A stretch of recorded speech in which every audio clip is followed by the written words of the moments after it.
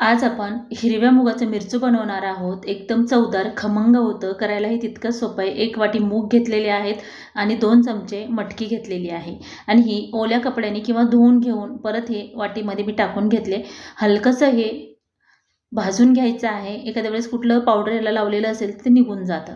आता हे भाजल्यामुळे काय होतं तर पटकन असं हे मूग आणि मटकी आहे ती शिजल्या जातं. त्यामुळे हलकंसं हे गरम करायचं आहे. खूप वेळ ह्याला भाजायचं नाही. थोडंसं गरम झालं याच्यामध्ये गरम केलेलं मूग आणि मटकी भिजेल इतपत पाणी टाकायचं आहे.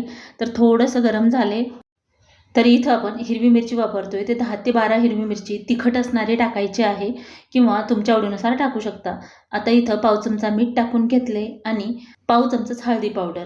आता हे टाकून घेतल्यानंतर आपण कुकरच्या 2 शिट्ट्या झाल्याच्या नंतर तिसरी शिट्टी होण्याच्या आत हे खाली काढून घ्यायचं आहे किंवा 2 शिट्ट्या झाल्या तेव्हा गॅस जरी बंद केला ना तरीही चालतं. व्यवस्थित हे मूग आणि मटकी शिजल्या जाते. तर आता मी झाकण काढून घेते. एकदम छान म्हणजे खूप पण असं लाल होईपर्यंत शिजवायचं नाही. थोडंसं कच्चं पण त्यात असायला पाहिजे. हे बघा बोटाने दाबल्यानंतर सहज हे नरम पडतं.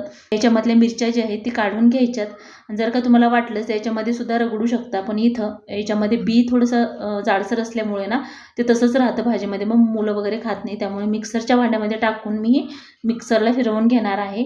त्यामुळे मुलांना हिरव्या मिरचीतली भाजी केलेली कळत नाही. तर याच्यामध्ये 7-8 लसणच्या पाकळ्या, थोडीशी कोथिंबीर टाकून घ्यायची आणि थोडंसं मिक्सरला फिरवून झालं की 1 चमचा मूग याच्यामध्ये टाकून परत ह्याला फिरवून घ्यायचं आहे. म्हणजे मूग छान असं त्याच्यामध्ये एकजीवपणा येतो भाजीला. परत हे करून घेतलं मी, म्हणजे मिक्सरला फिरवून घेतलंय. तर हे बघा थोडंसं याला बारीक करून घ्यायचं आहे, ओबडधोबड असं.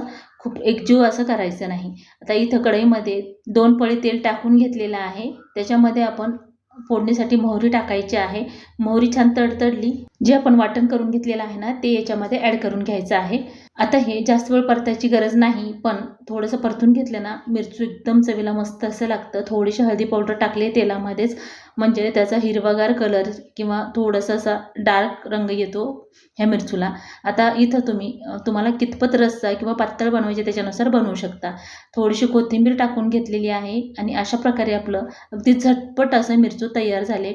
बऱ्याच वेळा भाजी असताना सुद्धा काही खावं वाटत नाही, पण अशा प्रकारे ज्या जुन्या पदार्थ आहेत किंवा रेसिपी आहेत त्या मनाला सुकून देऊन जातात. इतकी खमंग हे मिरचू होतं. तुम्ही ही नक्की ट्राय करा. घरात पालेभाज्या किंवा भाजीला जरी असलं ना तरी कंटाळवाणं होतं किंवा खावं वाटत नाही. तर अशा प्रकारे तुम्ही बनवून खाऊ शकता.